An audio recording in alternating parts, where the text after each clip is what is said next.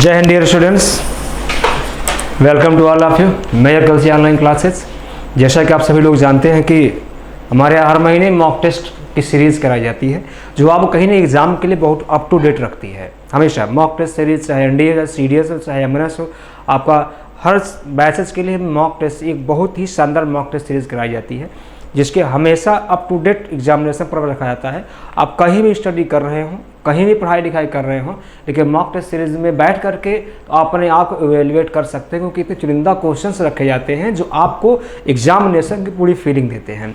उसी सीरीज़ में mock test जो आपके सामने रखा गया है, एमएनएस के मॉक टेस्ट की बात करने चल रहे हैं हम, उससे संबंधित कुछ क्वेश्चन को यहाँ हल करने चल रहे हैं, आप डिस्कस करने चल रहे हैं। आइए देखते हैं आखिरकार वो क्या क्वेश्चंस हैं जो आपको एग्जामिनेशन की रियल फीलिंग कराएंगे। और ऐसे मॉक टेस्ट लगातार आप देते रहते हैं तो अपने आप को देख पाएंगे कि एग्ज़ाम जो रियल एग्जाम में जब आप बैठेंगे तो आप देखेंगे यार कि ये भी मॉक टेस्ट की तरह कितनी आसानी से आपने उसे हैंडल कर लिया। ये होता है क्योंकि practice make man always perfect. First है, in the following questions sentence has been divided into 4 parts. पीकी वर्स दिया गया है, 4 पार्ट डिवाइड है। इसको हमको क्या करना पड़ता है, अगर ये पार्ट देखा जाए तो इसे हम लोग कहते हैं अरेंजमेंट पार्ट। ये अरेंजमेंट पार्ट हमारा होता है जिसमें सेंटेंस के कुछ वर्ड अलग अलग पार्ट में डिवाइडेड होते हैं, उसे हमें सही क्रम में रखकर अरेंज करना पड़ता है। पीकी वर्स ऑप्शन होता है। इसको ध्यान, इस पार्ट को करने के लिए सबसे आसान तरीका होता है, कुछ चीज़ों को आपको फोकस करना पड़ता है, ध्यान देना पड़ता है आपको अरेंजमेंट में। जैसे देखिए लिखा गया, able to find out what had accused the food to poison the doctor had not been. Simple सी बात है, सेंटेंस को बनाने की बात करते हैं, जब हम किसी सेंटेंस की बात करने चलते हैं तो मेन हमारा क्या होता है, sentence structure subject plus verb plus object plus other. इस स्ट्रक्चर का आप हमेशा ध्यान दीजिए। इसी स्ट्रक्चर में प्रत्येक पार्ट ऑफ स्पीच आपके सामने आ जाएंगे। अगर उस पर आप फोकस करते हैं तो आप सही हो जाएंगे। अब सेंटेंस देखना, शुरुआत किससे होनी चाहिए सेंटेंस की, कहीं ना कहीं सब्जेक्ट से। अब इसमें हम देख सकते हैं एबल सब्जेक्ट हो नहीं सकता, व्हाट सब्जेक्ट हो नहीं सकता, द फूड टू पॉइजन नहीं, या the doctor had not been, अर्थात सेंटेंस शुरुआत कहीं ना कहीं किससे होगी, आपकी यस से की जाएगी। अब देख लीजिए यस किसमें, अर्थात ये 2 ऑप्शन हो नहीं सकता, हमारे पास बचा 2 ऑप्शन। यस के बाद पी यहाँ पर भी, यस के बाद पी यहाँ पर भी है। अब पी के बाद सेट कर लेते हैं, पी के बाद एबल टू फाइंड आउट, है ना, एबल टू फाइंड। बस निश्चित रूप से अगर आप इसको देखेंगे तो the doctor had not been able to find out what had happened the cause the food to poison, ये होगा आपका। अर्थात इस सेंटेंस में आपका SPQR, अर्थात आपका इसमें देखेंगे डी नंबर आपका, ये ऑप्शन आपका सही है, डी नंबर आपका सही जाएगा। फिर she gave her old coat to a beggar, the one with the brown fur on it, who was shivering with cold. मतलब वो किसी बेगर को, she gave her coat old coat to a beggar. Simple सी वही चीज़ें हैं, subject अर्थात sentence की शुरुआत पी से होगा, जाहिर सी बात है आपका ये 2 पार्ट नहीं होंगे। उसने अपने कोट को दिया। अब देखिए आर वाले पार्ट में देखा जाए तो ये वाला पार्ट क्या है, एडजेक्टिव पार्ट है किसका, जो कि कोट के बारे में बात कर रहा है। जस्ट इसके बाद एडजेक्टिव आपका आ जाएगा, she gave her old coat the one with the fur on it to a beggar. अब बेगर के बाद आपका ये आ जाएगा क्योंकि एडजेक्टिव क्लॉज, क्यू के बाद यस होगा, पी से शुरू होगा, क्यू के बाद यस होगा, मीन्स आपका C number, option number C is correct option. Next option देखा जाए, दिया गया है the size of the earth but they were hampered by the lack of the instruments of the precisions. Ancient astronomers used method which were theoretically valid in the sentimenting, आपका estimating. अब देखते हैं कहाँ सब्जेक्ट, इसमें कहाँ subject शुरुआत कहाँ से होगी, आप इसको ध्यान देंगे। सब्जेक्ट शुरुआत मेन आपका है, देख लीजिए एंशिएंट एस्ट्रोनॉमर्स यूज्ड मेथड, आपका आर से शुरू होगा। आर से शुरू होने का मतलब ए आपका नहीं होगा, अर्थात एक ऑप्शन आपका इलिमिनेशन में हटा दीजिए। और ancient astronomer used method, method का किसी न किसी वो मेथड का यूज करते थे, which were theoretically valid in estimating the size of the earth, they were hampered by, अर्थात पी के बाद क्यू होगा, पैसिव वाइज सेंटेंस यहाँ पर है, ऐसे आप करेक्ट करेंगे, hampered by the lack of the instruments और प्रिसीजन्स। अर्थात पी के बाद क्यू, एक चीज आपने देख लिया, आर से शुरू होगा, पी के बाद क्यू देख सकते हैं, पी के बाद क्यू यहाँ पर, अर्थात ये आपका दूसरा ऑप्शन आपका गलत, ये भी 2 ऑप्शन हमारे पास मिले। आर के बाद क्या होगा, आर के बाद आपका यश होगा, अर्थात कोश आपका, फिर देख लीजिए इसको, ancient astronomer used method which, are के बाद यश, अर्थात ऑप्शन नंबर आपका ये भी सी आपका सही माना जाए। सी, बहुत सिस्टमैटिक हल करिए, आराम से क्लियरली आपका सेट हो जाएगा। नेक्स्ट क्वेश्चन देखिए, इसमें बहुत सिंपल सा है। द प्रोफेसर, पहले से आपका सब्जेक्ट था, नाउन दिया हुआ है, नाउन के बाद सब्जेक्ट वर्ब एग्रीमेंट के साथ चेक करेंगे। The professor about which I have read that he is planning as of now will deliver a lecture on the new expeditions who has explored many jungles. Simple सी बात है, अगर आपके सामने who, which, that अगर relative pronoun आते हैं तो ध्यान रखिए इनसे पहले कोई ना कोई नाउन आता है, इनको हमेशा इनसे रिकनेक्ट करने का प्रयास करिए। हु आ गया अर्थात प्रोफेसर के बाद क्या होगा, हु होना चाहिए। सेंटेंस किससे शुरू होगा, यस से, ऑप्शन नंबर बी सही है आपका। चलिए नेक्स्ट देखते हैं। नेक्स्ट आपका, इन स्पाइट ऑफ हिज हेल्थ, अगर कहीं प्रीपोजिशनल फ्रेज दिया हुआ तो सेंटेंस सब्जेक्ट कभी नहीं बन सकता, अर्थात प्रीपोजिशन जुड़ा हुआ कोई भी नाउन क्लॉज है तो सेंटेंस का सब्जेक्ट नहीं बनेगा। अर्थात इसके बाद हमें क्या चाहिए, कोई ना कोई सब्जेक्ट चाहिए या कुछ न कुछ पार्ट देखते हैं। In spite of his health being adversely affected from the Bankipore jail in the 1934 by frequent fever attacked he came out rejuvenated. देखिए रिजुनेटेड के बाद क्या आता है, ध्यान दीजिए, फ्रॉम आता है, अफेक्टेड के बाद क्या आता है, बाय आता है। 2 ऑप्शन आपको मिल गया, अर्थात बी के, पी के बाद, ध्यान देंगे, पी के बाद आर होगा, पी के बाद आर, पी के बाद आर, पी के बाद आर, ये गलत हो गया, ठीक है। अब फिर देख लीजिए, यस के बाद क्यू होगा, यस के बाद क्यू, या नहीं सही है, यस के बाद क्यू, ये भी नहीं सही है ना, पी के बाद यस के बाद क्यू, ऑप्शन नंबर डी आपका सही है। बात क्लियर, ऐसे चेक करिए, सेंटेंस आपको ऑलरेडी सिंबल से दिए रहते हैं। आइए नेक्स्ट क्वेश्चन देखते हैं हम। दिया गया लॉर्ड, किसी का नाम लेकर कोई बात कर रहा है, कोई व्यक्ति बात कर रहा है, लॉर्ड लिखा गया। Lord I keep a journal and right in it the Fairlie regularly, मतलब लॉर्ड बता रहा है, कोई व्यक्ति है, लॉर्ड बता रहा है, मतलब कैसे बातचीत का नरेटिव स्टाइल में लिखा गया। आई कीप ए जर्नल, मेरे पास एक journal and right in it Fairlie regularly, मैं उसमें लगभग पर डे एवरीडे हम लोग सब लोग अच्छे से लिखा करते हैं। I get A lot of my poem out of this, और उसी जर्नल से हम लगभग अपनी बहुत सारी पोएम को निकालने का, लिखने का प्रयास करते हैं। It's like the raw material of my poems, और वो लगभग हमारी जो हम पोएम्स क्रिएट करते हैं उसका क्या है, रॉ मटेरियल है। Sometimes I am blessed with a poem, कभी कभी हमें उससे बहुत सारी पोएम्स निर्माण करने का इंस्पिरेशन मिल जाता है। And come in the form of the poem, और इसी कारण से बहुत सी पोएम वहाँ से निकल भी आती है, लिखे। बट अदर टाइम्स कभी कभी ऐसा भी होता है, I have worked for 2 years on a poem, कभी ऐसा भी होता है किसी एक पोएम को लिखने के लिए हमें वर्षों लग जाते हैं, 1-2 साल लग जाते हैं। फॉर मी, उदाहरण के लिए, there are 2 very basic and different process for the revising my poem, केवल 2 तरीका बता रहा है जिससे आप मेरी पोएम को रिवाइज कर सकते हैं, जान सकते हैं उसके बारे में। वन इज रिकॉग्नाइजिंग दैट, पहले पहचानना जरूरी है कि a poem has not it become itself, कि पोएम अपने आप में कोई एक पोएम स्वयं नहीं होती। इन अदर वर्ड, दूसरे शब्दों में कहा जाए, आई मीन, मेरा कहने का मतलब ये है कि दैट द फीलिंग, वो एक फीलिंग होती है, दैट ट्रूथ, वो एक सच्चाई होती है, that the poem is coherent in, जिसमें वो इंटरमिंगल जुड़ी होती है। It's somehow not clearly clarified inside of me, जिसके कि आप हर तरीके से उसके अंदर आप किसी व्यक्ति को क्लैरिफाई नहीं कर सकते। एंड एज अ रिजल्ट ये होता है, it lacks something, it lacks something, क्योंकि उसमें कुछ न कुछ कमी है। Then it has to be felt, ऐसा महसूस किया जाता है, रीफेल्ट, ऐसा पुनः महसूस किया जाता है कि ऐसा।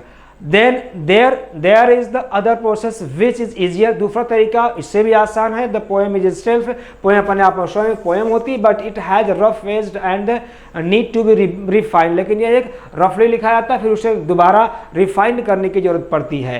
That kind of the revision involve picking the image and more potent to the tailoring, so that it carries the feeling that an easier kind of the writing to refilling. और ये तरीके बताए जिसके माध्यम से पोएम को आप revise कर सकते हैं, पढ़ सकते हैं, समझ सकते हैं। 2 तरीके बताए। आइए देखते हैं क्वेश्चन क्या बोल रहा है इसका।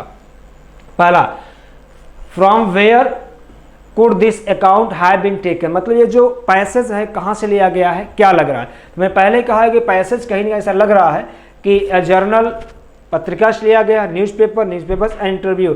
कहीं ना कहीं देखा जाए तो ये इंटरव्यू से लिया गया है। ये सिंपल सी बात है। इंटरव्यू मतलब कोई बातचीत कर रहा है, कोई उसके बाद नरेट कर रहा है, बता रहा है अपनी पोएम के बारे में कैसा कैसा है। इंटरव्यू से लिया गया है ये कहीं ना कहीं। another word in the second paragraph that means rewriting is। जो रीराइटिंग की बात उसने कहा है वो क्या शो कर रहा है, जो रीराइटिंग से जो इस वर्ड पहले जो दूसरे पैराग्राफ में जो वर्ड लिखा गया जो इससे मैच करता है वो वर्ड क्या है, रिवाइजिंग वर्ड है। जो मतलब रीराइटिंग रिवाइजिंग सेम वर्ड जो बिलोंग कर रहे हैं। नेक्स्ट क्वेश्चन देखते हैं। According to the writer the two process involve in revising her work are complex and confusing, clear and different, difficult and complex, easy and ये clear yet उसने clear कर बताया लेकिन फिर भी थोड़ा सा डिफरेंट है, क्लियर भी है और डिफरेंट टाइप उसने बताने का प्रयास किया। एंड नेक्स्ट देखते हैं हम। Next, the person named Lord in the passage rights in A journal. मतलब वो पत्रिका में जो लॉर्ड नाम का है जो आपका आदमी है और वो पत्रिका में लिखावट कैसे लिखाई करता था, लगभग वो रेगुलर लिखाई करता था, बार बार हमेशा उसमें मतलब रेगुलरली उस काम पर एक्शन पर वर्क करता था। आए फ्रेंड्स नेक्स्ट आगे देखते हैं। डायरेक्शन दिया गया given below is a sentence divided into 3 parts level. मतलब 3 पार्ट डिवाइड किए गए हैं। अर्थात ये जो आप जो बताना चल रहे हैं आपको हम, ये सेंटेंस जो आपका है स्पॉटिंग एरर का है। किसके हैं, स्पॉटिंग एरर्स। स्पॉटिंग एरर चर्चा करने चल रहे हैं जिसमें आप प्रैक्टिस किए होंगे। 4 पार्ट होते हैं, 3 part belongs to grammatical error. If there is any error we can find out the portion. If there is no error तो आप find out the D option. आज देखते हैं पहला। The burglars were broken into the house and took away some cash and money, many precious things। जो burglars थे, जो आपके इन्वेडर थे, चोर थे, घर में घुसे। अब देखिए यहाँ पर प्रॉब्लम है, वर ब्रोकन दिया गया है। वर ब्रोकन देखिए वर्ड होता है आपका ब्रेक इनटू। ब्रेक इनटू का मतलब होता है घुसना, कहीं में जबरदस्ती या जानबूझ चोरी करने के उद्देश्य से बिना बताए घुसना। अब देखिए बर्गलर घुसे, लेकिन ये जो पार्ट दिया गया है आपका, अगर देखा जाए तो ये पार्ट जो बात कर रहा है कहीं ना कहीं, ये जो पार्ट बात कर रहा है ये पैसिव वॉइस की बात कर रहा है। किसमें कर रहा है, पैसिव वॉइस। लेकिन जबकि ये जो कुछ सब्जेक्ट दिया गया है ये स्वयं काम कर रहे हैं, यही लोग घर में घुस रहे हैं, यही लोग वस्तुओं को लेकर बाहर जा रहे हैं, है ना। अर्थात ये एक्टिव है, पैसिव में नहीं है। प्रॉब्लम आपकी यहाँ है, यहाँ आपका वर शब्द नहीं होना चाहिए। That's clear. अर्थात यहाँ जो आपका वर्ड दिया गया है ये प्रॉब्लम है, option number A. Buy tickets in advance and selling them for twice the price later. मतलब रवि ने कुछ टिकट पहले से एडवांस ले लेता है, फिर उन्हें ब्लैक में बेचता है एडवांस में। अब देखिए Ravi made a lot of money. Ravi made a lot of money, ये पार्ट देखा जाए तो आपका सही है। बाई ये बाई जो आपका दिया गया है, ध्यान से देखिए इस बाई को। बाई क्या है, ये प्रीपोजिशन है प्लस ये वर्ब दिया गया है। और हम जानते हैं कि प्रीपोजिशन के बाद कोई वर्ड अगर आता है तो उसे ऑब्जेक्ट कहा जाता है। ऑब्जेक्ट मतलब क्या होना चाहिए, नाउन होना चाहिए। क्लियर। अब दिया क्या है, वर्ब। अर्थात हम जानते हैं प्रीपोजिशन के बाद नाउन होता है जो कहीं ना कहीं ऑब्जेक्ट काम करता है। और प्रीपोजिशन के बाद अगर आपका वर्ब आ जाए तो वर्ब क्या करेंगे हम चेंज इनटू नाउन। और वर्ब को नाउन में चेंज करने का एक ही तरीका है कि इसे हम क्या कर दिया जाए, जिरेंड में चेंज कर दें। जिरेंड का मतलब होता है वर्बल नाउन, जिरेंड ING। अर्थात प्रॉब्लम कहाँ है, बाई में। यहाँ क्या होना चाहिए, बाई बाइंग, अर्थात B option is incorrect. Explanation को ध्यान देंगे केयरफुली तरीके से। अब देखिए दूसरा है, he seldom wastes his time and is always punctual in discharging his duties doesn't he. अर्थात देखें सेल्डम यहाँ देखें, ध्यान दीजिए ये क्या है आपका, ये क्वेश्चन दिख रहा है, क्वेश्चन टैग। और हमेशा ध्यान दीजिए तो क्वेश्चन टैग का क्वेश्चन अगर आपको मिल जाए तो खुश हो जाइएगा। क्वेश्चन टैग मिलने का मतलब होगा अगर प्रॉब्लम होगा, मिस्टेक्स होगा, क्वेश्चन टैग वाले पार्ट में होगा, नहीं होगा तो पूरा सही होगा। आइए देखते हैं। अर्थात देखते हैं ये क्या, सेल्डम क्या है, सेल्डम एक नेगेटिव वर्ड है। क्या है ये आपका कहीं ना कहीं नेगेटिव वर्ड है। डजंट नेगेटिव है तो क्वेश्चन टैग पॉजिटिव बनना चाहिए, अर्थात गलत है, अर्थात आपका option number C is incorrect.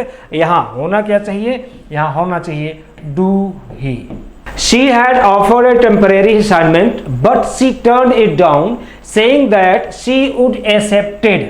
देख रहे हैं, accepted, would के बाद क्या आता है, वर्ब की फर्स्ट फॉर्म आती, ईडी फॉर्म नहीं, अर्थात आपकी प्रॉब्लम यहाँ है, अर्थात पार्ट नंबर देखा जाए तो सी नंबर में आपका मिस्टेक है।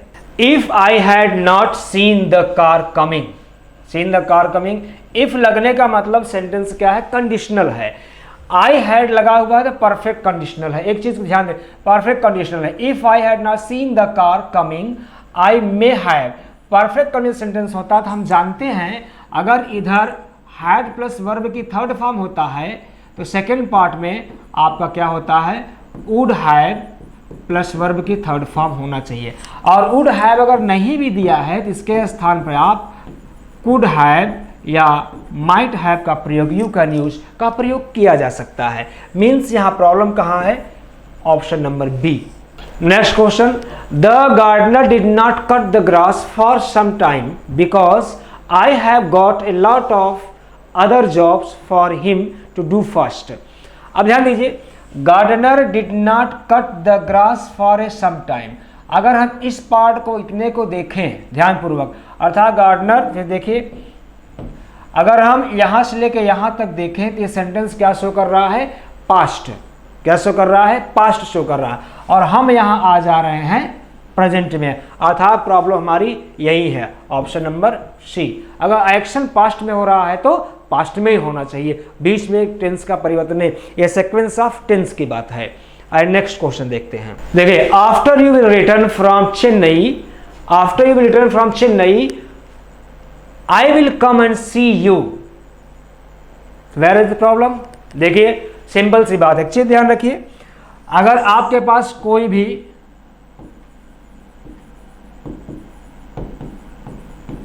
कंडीशनल वर्ड है, आपके पास कोई कंडीशनल वर्ड हो या कोई आपके सामने टाइम वर्ड या कर सकते हैं टाइम कंजक्शन दिया गया हो, तो जस्ट उसके बाद कभी भी मॉडल वर्ब्स का प्रयोग नहीं किया जाता है।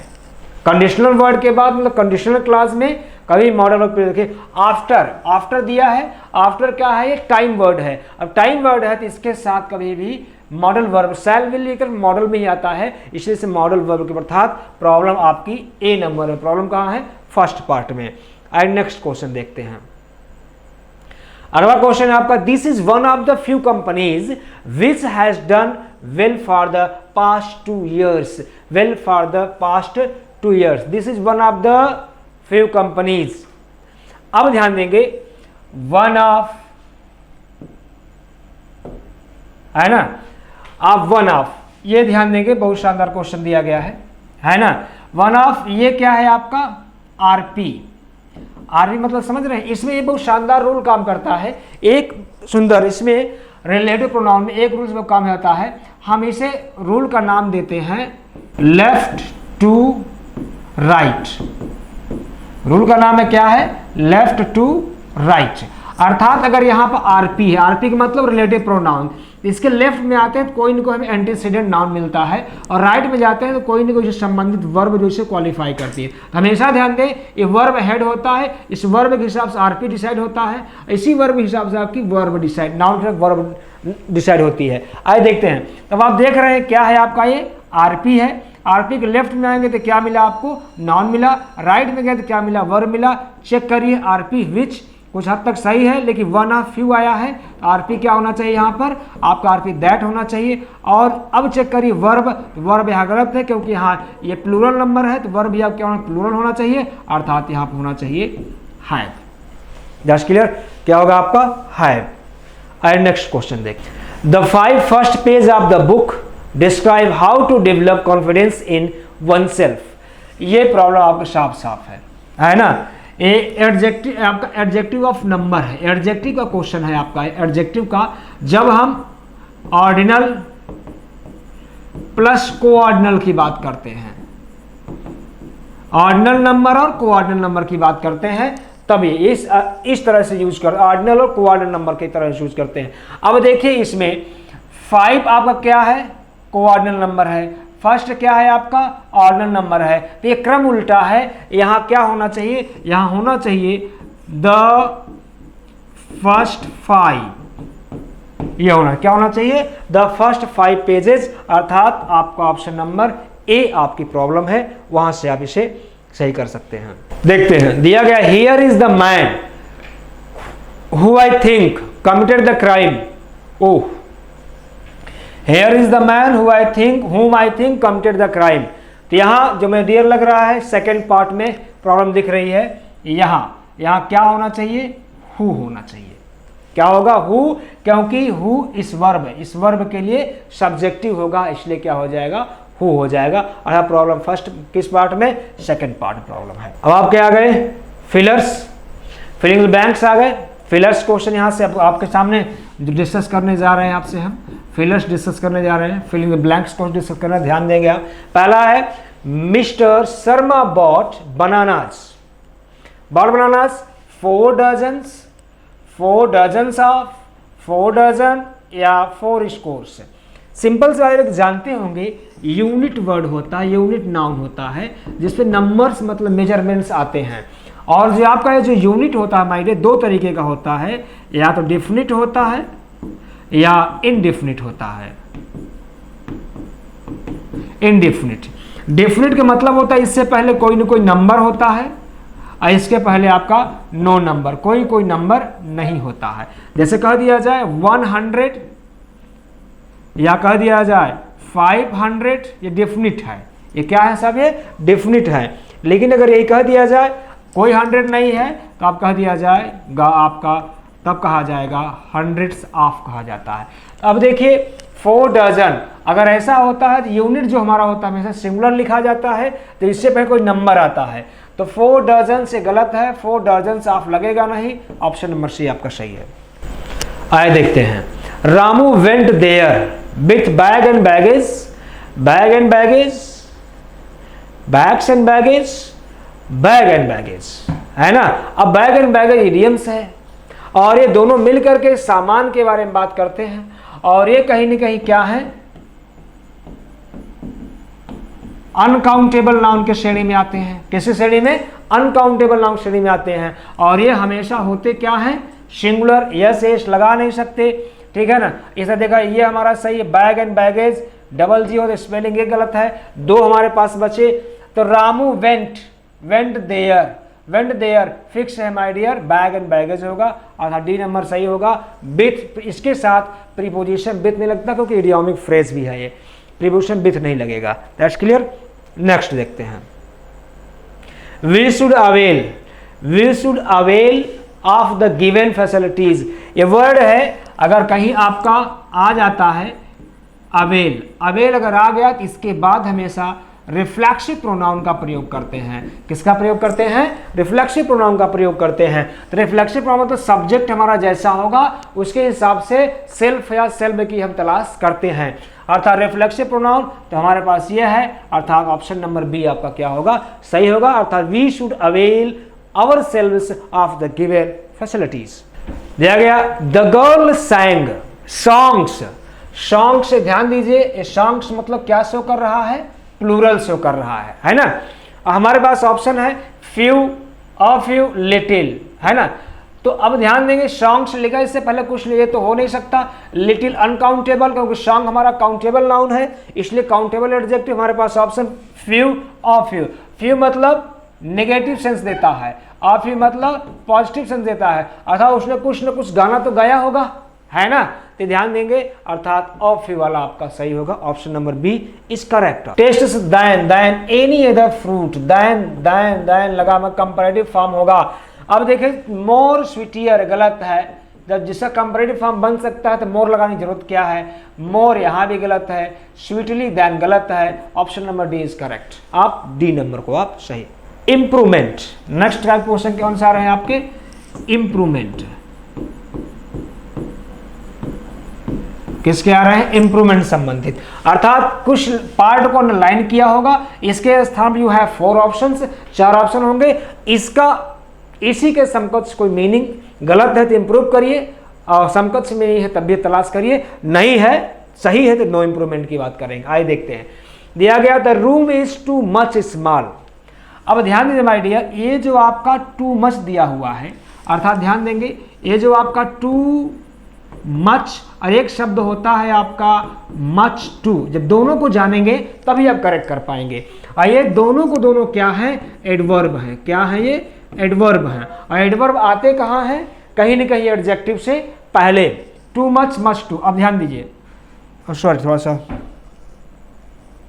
ध्यान देंगे एडवर्ब कैसे प्रयोग होंगे आपके। जैसे कह दिया गया टू मच, इसके बाद हमेशा ध्यान दीजिए आपका नाउन आता है, और एक वर्ड आपका है मच टू, इसके बाद हमेशा एडजेक्टिव आता है।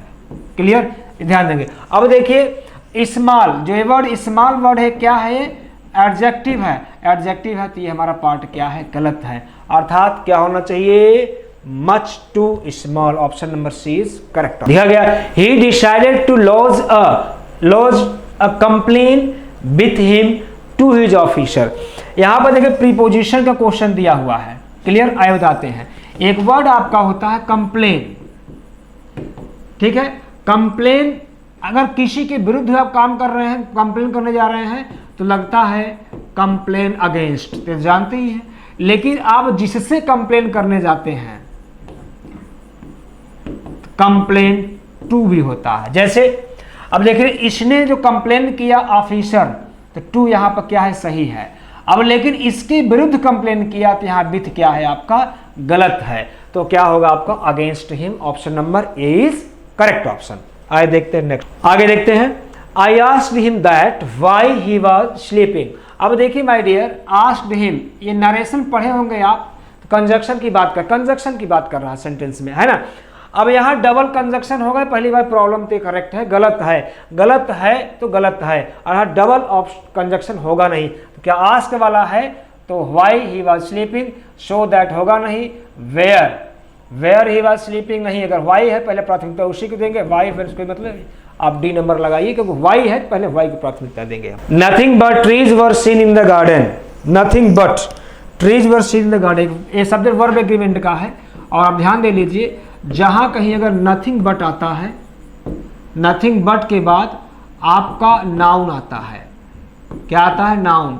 और ये नाउन चाहे सिंगुलर हो चाहे माय डियर प्लूरल हो, उससे फर्क नहीं पड़ता, लेकिन इसके साथ जो वर्ब आती है ऑलवेज क्या होती है, सिंगुलर होती है। That's clear. तो क्या होगा, was scene. Nothing but trees were seen, nothing but trees were seen, मैंने पेड़ों के सिवाय कुछ नहीं देखा। ध्यान से, क्यों ऐसा सिंगुलर हो क्यों रहा है, कारण तो जाने।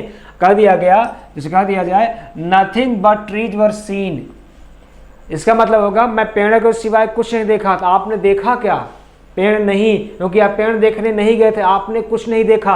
अर्थात इस वर्ब पर इसका सीधा प्रभाव है, पेड़ों का प्रभाव नहीं है, क्योंकि पेड़ तो आप देखने गए ही नहीं थे, आप जो देखने गए तो कुछ दिखा ही नहीं।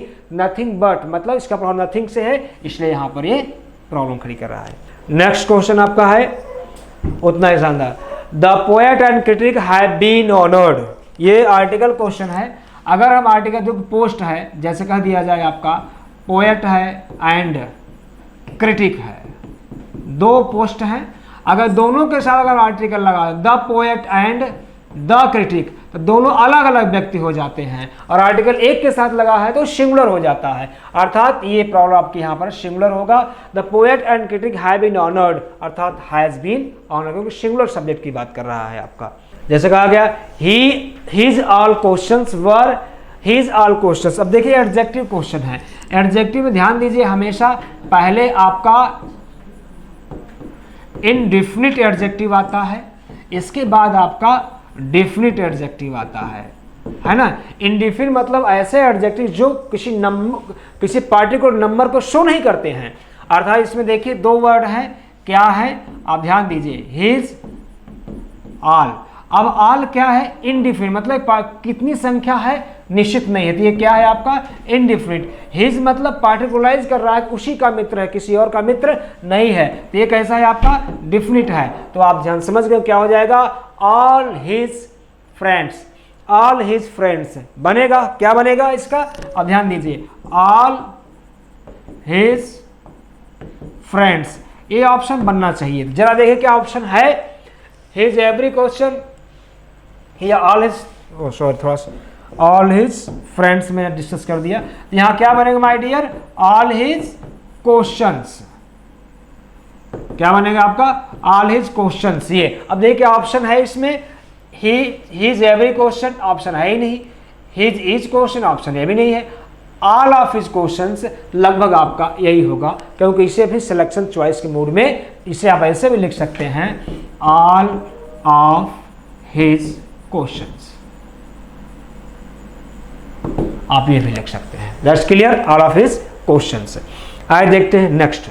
इन the following question out of the 4 alternatives choose the one best expression and the meaning of the given word and mark in the answer sheet। Best expression मतलब नियरेस्ट, मतलब सिनोनिम, अर्थात सिनोनिम की बात करने चल रहे हैं। क्लियर, सिनोनिम की बात करने चल रहे हैं। आइए देखते हैं क्या है इस सिनोनिम में।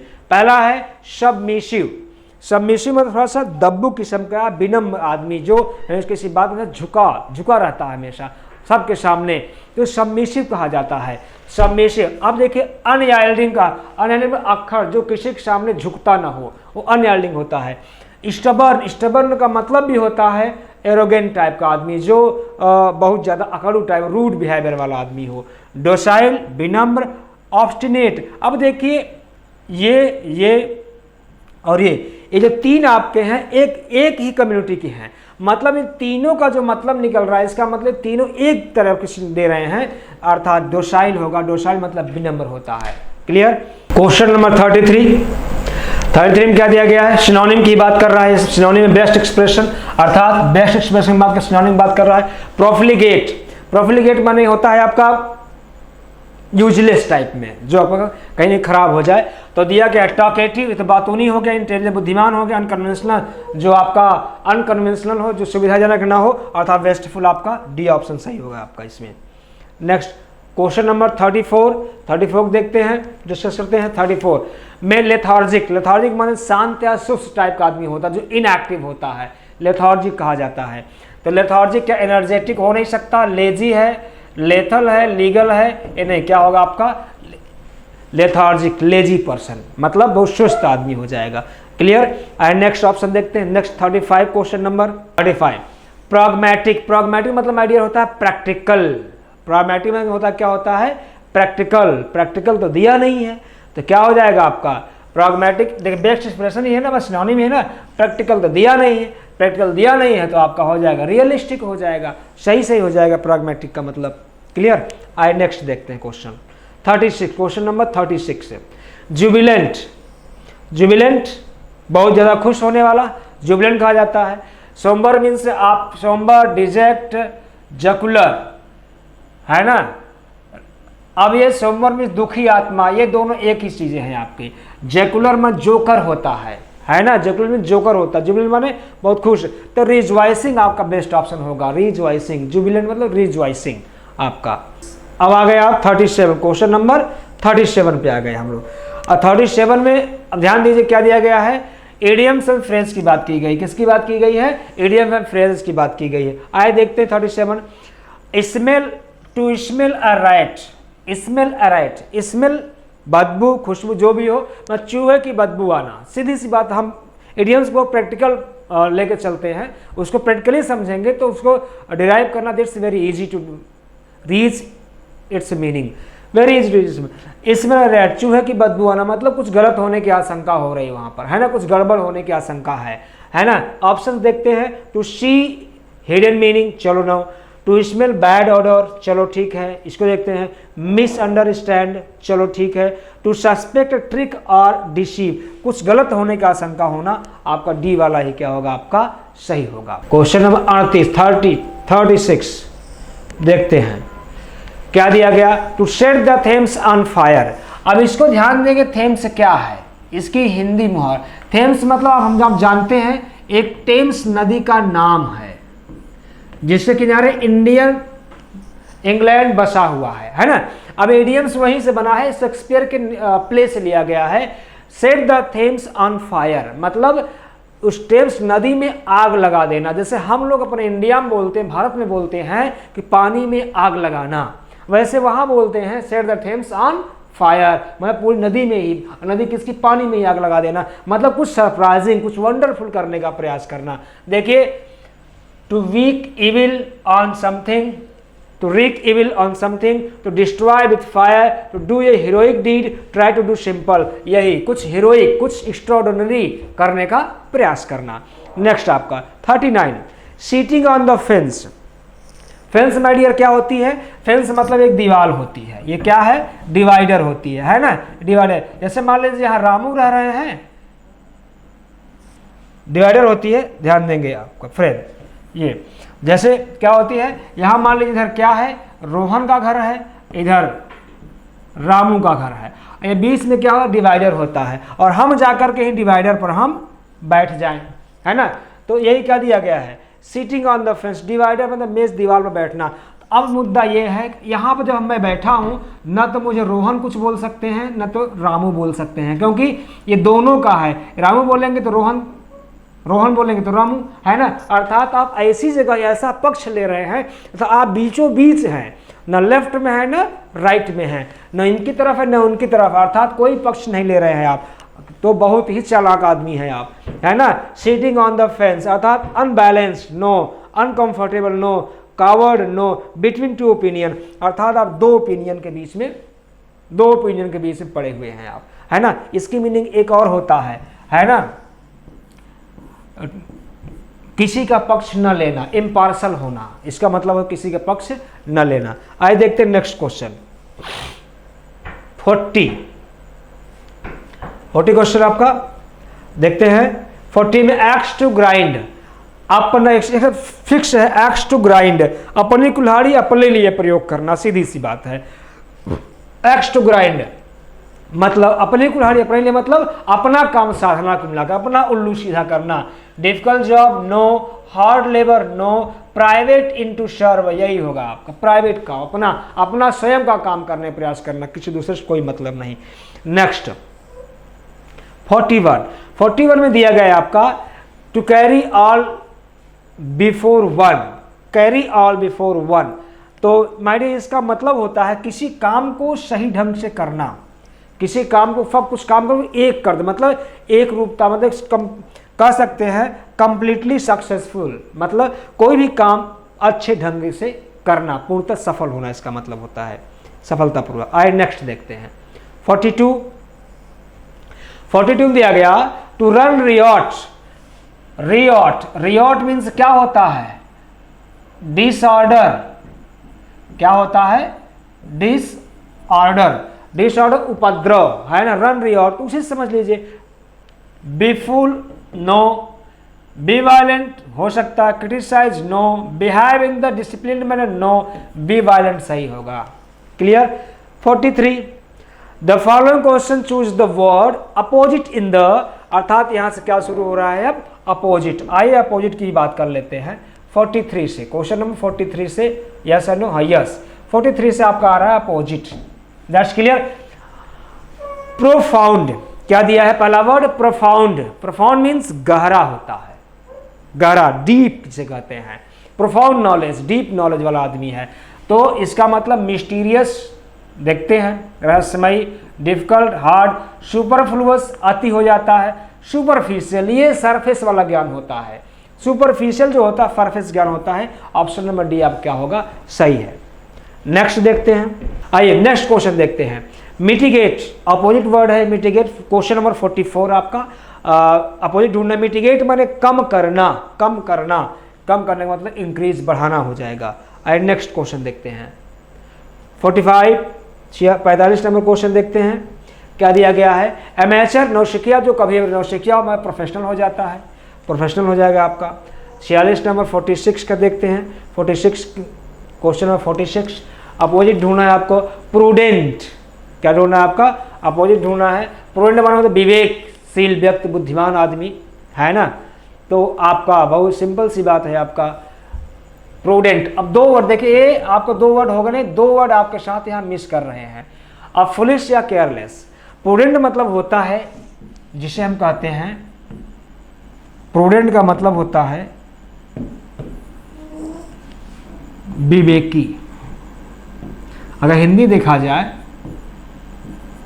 विवेकी पुरुष मतलब बुद्धिमान, बुद्धिमान मतलब बुद्धिमान मतलब very careful, very careful of doing anything, किसी भी काम को करने से बहुत केयरफुल, अर्थात फुलिश नहीं होगा, बड़ा मूर्ख, ये आपका अपोजिट केयरलेस हो जाएगा। नेक्स्ट क्वेश्चन देखते हैं। वैसिलेट, वैसिलेट जानते ही होंगे, फिजिक्स का वर्ड है भाई मेरे। वैसिलेट में दोलन कर, जैसे बोला है ना आपका पेंडुलम होता है ना, पेंडुलम, वो वैसिलेट करता रहता है, मतलब अस्थायी नहीं रहता है, चलता फिरता रहता है, अर्थात देख लीजिए डिसाइड हो जाएगा, मतलब निश्चित। इसका मतलब जो चल फिर रहा, घूम फिर रहा, विमान निश्चित ना हो, डिसाइड का मतलब निश्चित कर लेना, ए नंबर हो जाएगा। अब देखते हैं 48, क्वेश्चन नंबर 48 में कुछ और बात की गई है, देख लेते हैं फटाक से इसको भी। 48, choose the correctly spelled word, please direction को ध्यान से पढ़ा करें, नहीं तो मिस्टेक हो जाएगा ऐसे ही। तो चूज द करेक्टली मतलब जो सही वर्ड लिखा हो उसी को चूज करना है आपको, सही वर्ड को। अब देखिए लिखा है टेम्परेचर की बात की जा रही है। टेम्परेचर क्या है, टेम्परेचर स्पेलिंग क्या होती है, ध्यान दीजिए, TEMPERATURE मिला लीजिए। टेम्परेचर कहाँ मिल रहा है भाई, TEMPERATURE, question number D, option number D. 49, यहां भी क्या चूज करना है, correctly spelled word, ecstasy, B number my dear सही है, अर्थात कौन सा, बी नंबर सही है। एक्सटैसी में शानदार, बढ़िया, खुश ये होता है। क्वेश्चन नंबर 50, लास्ट क्वेश्चन देखते हैं। लास्ट क्वेश्चन में आपका क्या है, choose the wrongly spelled word, मतलब जो गलत लिखा गया वर्ड हो वही आपको चूज करना है। अब देखिए populace, pampas, pompous means POMPOUS, pompous, pump शब्द से बना पंपस। पंपस में से दिखावा या आडंबर, जिसे हम पंप एंड शो बोलते हैं, दिखावा या आडंबर, पंप एंड शो उसे बना हुआ है। पॉपुलस, ये भी सही है, ये भी सही है। पॉपुलस मीन्स जहाँ जनसंख्या या पॉपुलेशन समेत है। प्रेजुडाइज्ड, ये भी सही है। प्रिटेंटियस होना चाहिए, प्रिटेंटियस, टूअस, ये आपका अर्थात सही नहीं है, अर्थात आपका ये जो आपका दे रहा है ये ऑप्शन नंबर डी, ये क्या है, गलत है, अर्थात सही ऑप्शन आपका यही है। That's clear, okay. Indian arm forces जिसे ज्वाइन करने के लिए लाखों लड़के और लड़कियां NDA, CDS, CAPF, AFCAT, MNS, air force X and Y, navy, SSR and artificial apprentice, Indian coast guard और आर्मी सोल्जर जैसे कई दूसरे परीक्षा में हर साल भाग लेते हैं, बट मात्र कुछ ही सफल हो पाते हैं। इसका प्रमुख कारण है सही ढंग से आपकी तैयारी का ना होना। मेजर कल्सी क्लासेस के साथ आपको मिलता है तैयारी का पूरा मौका। जुड़िए हमारे ऑफलाइन क्लासरूम प्रोग्राम से, जहां आपको मिलेंगे one of the best teacher India के, जो आपको देंगे बेहतरीन guidance. Best book defence oriented, जो केवल डिफेंस के लिए प्लान करके आपके कॉम्पिटिशन्स के लिए प्रिपेयर की गई हैं। आपको फिट रखने के लिए बेहतरीन फिजिकल ट्रेनिंग सेशन, जहां आप अपनी फिटनेस को अप टू द मार्क कर सकते हैं। डाउट काउंटर फैसिलिटी, जहां अपने अंदर किसी भी तरह की कमी हो, इंडिविजुअल कोई भी प्रॉब्लम हो, बिना हेजिटेट हुए एक एक समस्या का बेहतर निवारण ले सकते हैं आप डाउट काउंटर फैसिलिटीज के माध्यम से।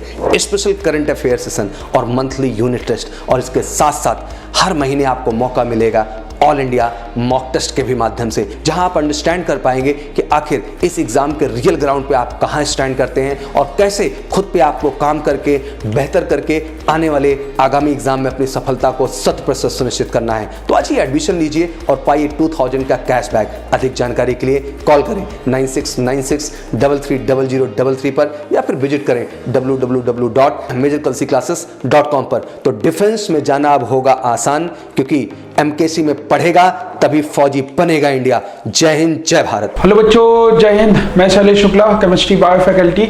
आज हम लोग मॉक टेस्ट एमएनएस का मॉक टेस्ट 3rd करेंगे और देखेंगे क्या क्या है। तो term photon is given of, पूछा गया है कि टर्म फोटान किसने दिया। तो नॉर्मल हमें पता है कि टर्म फोटान देने वाले कौन थे, हमारे पास रदरफोर्ड जी थे। ठीक है, तो रदरफोर्ड, यहाँ पे कुछ याद करने के लिए कुछ नहीं है। फिर हमारे पास नेक्स्ट है lightest element in the periodic table.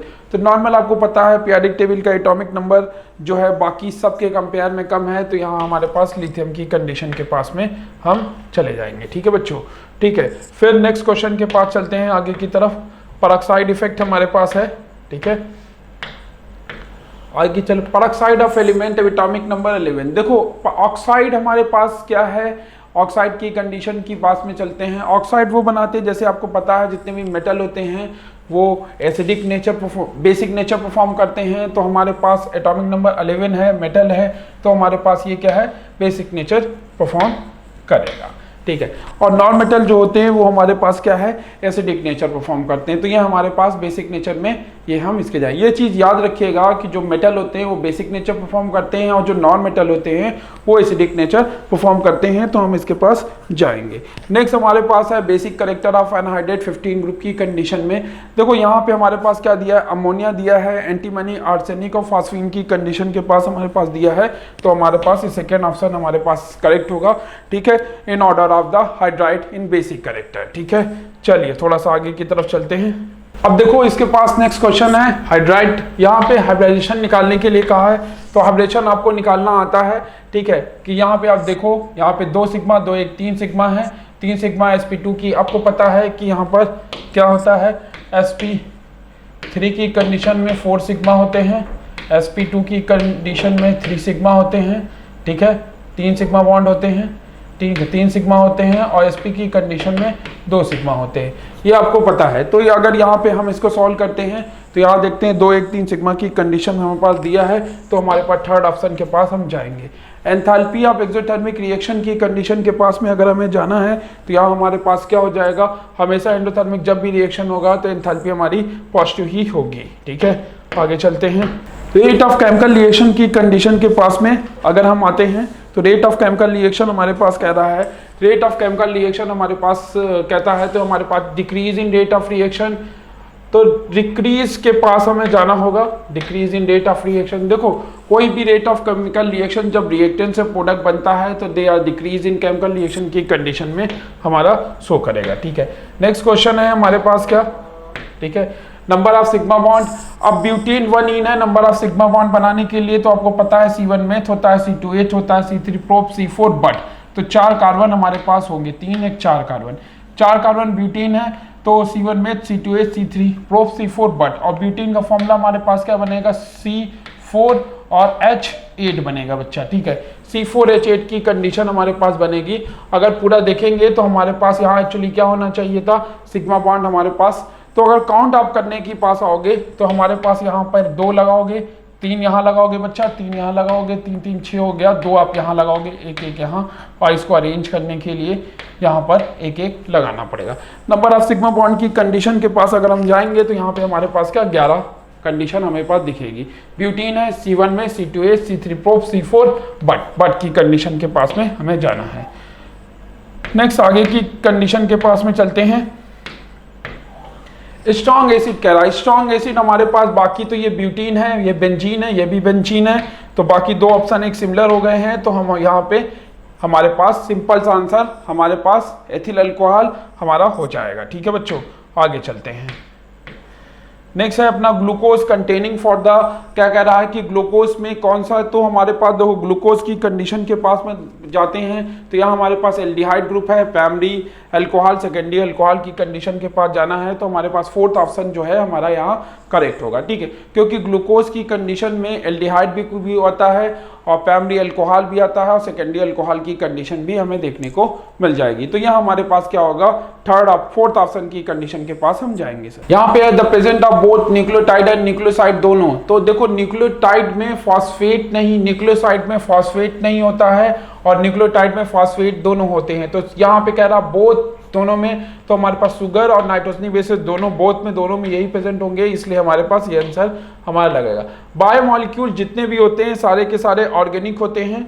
ठीक है, इनऑर्गेनिक कोई नहीं होता। ठीक है, तो हमारे पास सेकेंड ऑप्शन हमारे पास बी के पास हम जाएंगे। ठीक है, अब देखो बायोमॉलिक्यूल में, लेकिन जब बनने की हम बात करेंगे तो हमारे पास बनने की बात करेंगे तो वहाँ पे इनऑर्गेनिक मटेरियल भी कुछ मिले रहेंगे, तो हमारे पास ये ना लगा करके हम ऑल कार्बन के पास जाएंगे, क्योंकि बायोमॉलिक्यूल्स में कंपोनेंट क्या होंगे, तो all organic compound contain the living tissue, ये ज़्यादा बेटर आंसर होगा in compare to organic material से। ठीक है, आगे की तरफ चलते हैं थोड़ा सा। प्यूरिन जो हमारे पास ये क्या होती है, डबल मेंबर रिंग होती है। देखो दो टाइप की रिंग हमारे पास दिखने को मिलती है, एक बेटा प्यूरिन होती है, एक होती है पिरामिडीन होती है। तो प्यूरिन हमारे पास क्या होती है, डबल मेंबर रिंग होती है, डबल मेंबर रिंग होती है, और ये हमारे पास क्या है, सिंगल मेंबर रिंग होती है। ठीक है, तो यहाँ पे डबल मेंबर रिंग की 1 3 5 1 3 5 7 की कंडीशन के पास अगर हम यहाँ जाएंगे, ठीक है, 1 3 5 7 की कंडीशन में ये हमारे पास जाएंगे। ठीक है, आगे की तरफ चलते हैं। यहाँ पे करेक्ट सेल साइकिल का नॉर्मल सीक्वेंस है G1 phase, S phase, G2 phase, M phase. तो ये हमारे पास बिल्कुल ही करेक्ट आंसर हो जाएगा। ठीक है बच्चों, फिर आगे की तरफ चलते हैं। अब क्या कह रहा है, phase of meiosis in 2 cell state कह रहा है। ठीक है, सिस्टर क्रोमैटिड। देखो यहाँ पे हमारे पास क्या है, मियोसिस, और मियोसिस एक्चुअली दो टाइप में डिवाइड होती है, meiosis first and meiosis second. ठीक है, meiosis first and meiosis second.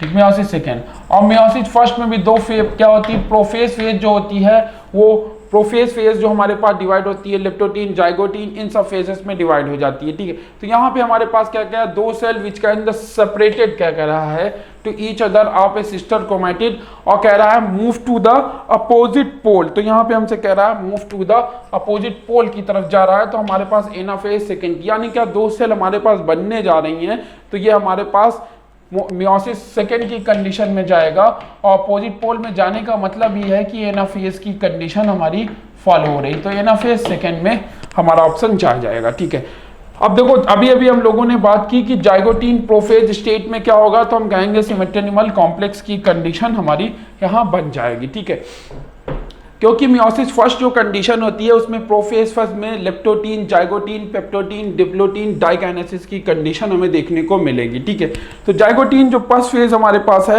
ये हमारे पास सिमेट्रिनिमल कॉम्प्लेक्स के पास हम जाएंगे बच्चों, यही हमारा सबसे बेस्ट आंसर होगा। ठीक है, चलिए आगे चलते हैं। तो फ्लोएम क्या कह रहा है, shape of the made of phloem के बनने की कंडीशन की अगर हम बात करें, तो फ्लोएम हमारा किससे बनता रहता है, वाटर और सुक्रोज से बना रहता है। ठीक है, फ्लोएम की जो कंडीशन है वाटर और सुक्रोज से बना रहता है। ठीक है, कोफैक्टर की कंडीशन में नाइट्रेट ये बेटा फिक्स है, तो यहाँ मलिक्डेनम लगाएंगे हम, सिंपल सा, यहाँ हम क्या लगा देंगे, मलिक्डेनम की कंडीशन हमारी लग जाएगी। ठीक है, चलिए आगे की तरफ चलते हैं।